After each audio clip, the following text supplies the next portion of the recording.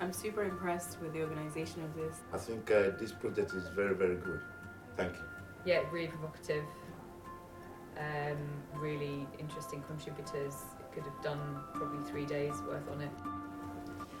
Okay, so my name's Claire French, and I have been putting together this workshop today.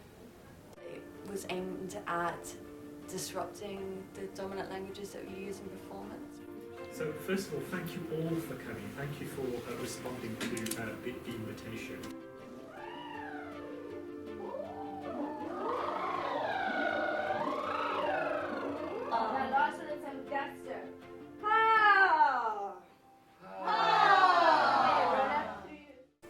Where are the methods for drawing on people's languages if we're also drawing on their stories? And I couldn't find any, and it was kind of it became a bit of an obsession.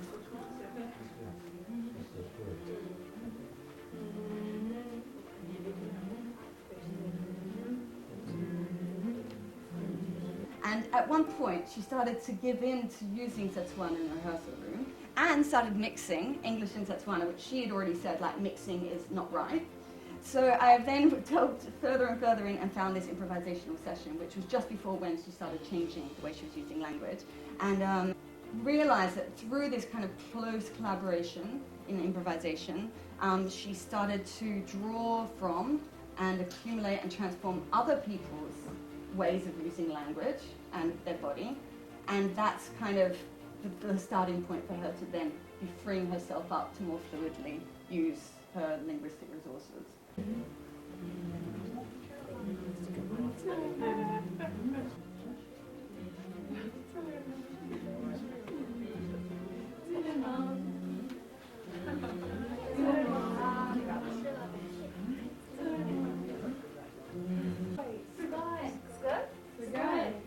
What was the key finding then? So the key finding was that improvisational forms can act as ways in which actors can challenge their language ideologies.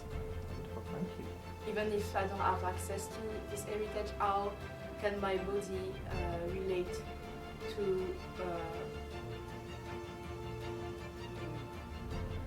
à moi en général, mais aussi à moi comme inscrit dans une société donnée.